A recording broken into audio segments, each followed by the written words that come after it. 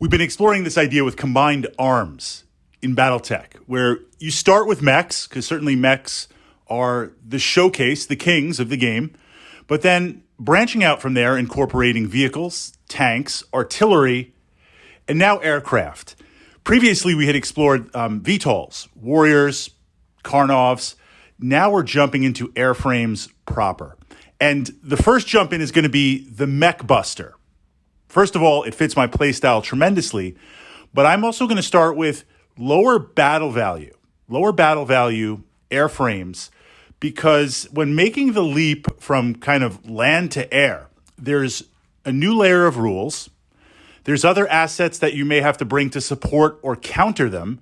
And if we're playing a fixed battle value game, it would be a little bit unbalanced to jump in with some of the heavier support craft, pour all the battle value into that when you're still kind of learning the ropes. So I'm picking out a few of the lower battle value, fun to play, really kind of cool and neat airframes.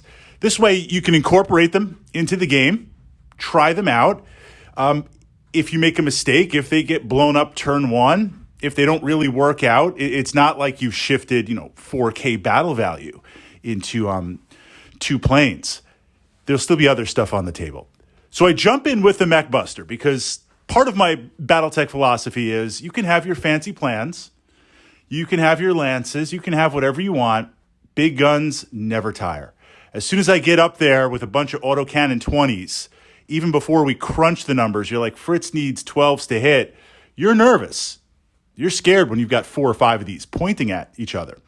And the fundamental challenge, or I should say the balance of an autocannon 20 is you have to get up there. And your opponent, of course, is going to try and stop that or run away. So when we jump in with the MechBuster, aptly named, we take a low battle value. I think it's about 420 or 430. Low battle value. I mean, like light mech battle value comparison. Mount an autocannon 20 on that and toss it on the table. So what you have is a very, very fast single shot AC-20. This is interesting because right away it gets around the first fundamentals of the autocannon 20, making it up there. Now, I'm just going to kind of, for a comparison, you could take an autocannon 20 on an assault mech, like an Atlas or a Cyclops, and it's going to get up there because it's got tons and tons of armor, in theory.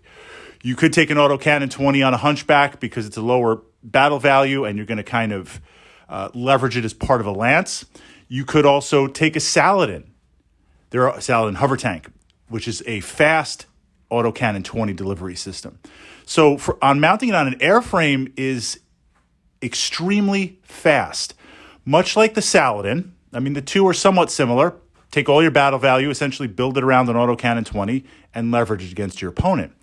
The advantage the MechBuster has over the Saladin is the Saladin's still on the ground. It's going to be blocked or attacked by potentially anything and everything. You take that and now you jump up to the MechBuster, it's going to be harder to stop. Unless it's dedicated anti-air, and even then, you got to hit it. There's a lot of what-ifs.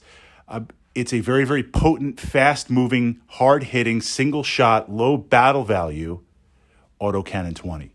Now, given the speed and maneuverability of air units, you can kind of pinpoint this and place it anywhere that you want on the table. Well, with some tactica and some finesse.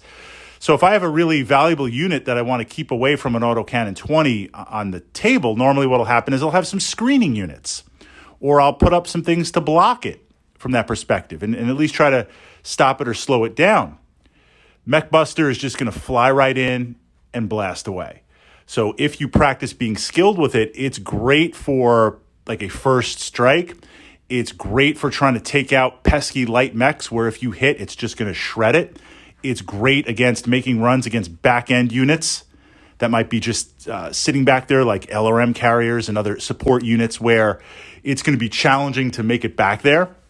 Swoop right in, fly right in, there you go. Now, the disadvantage to the MechBuster, they're there, but again, super low battle value buy-in. So the disadvantage is you can just accept or you can support.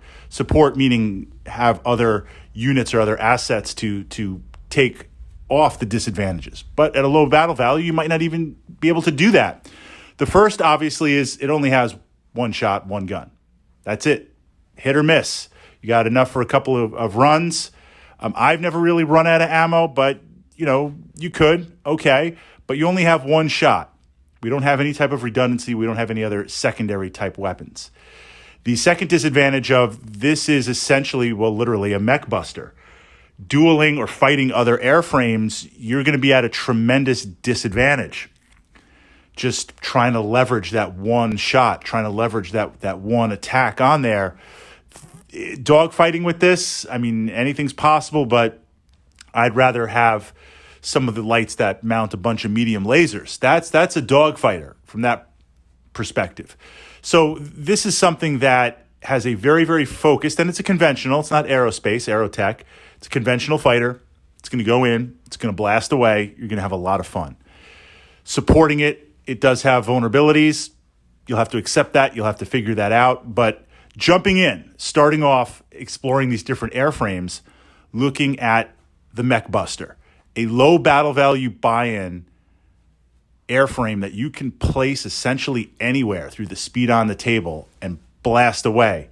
A different and very, very potent AC-20 delivery system.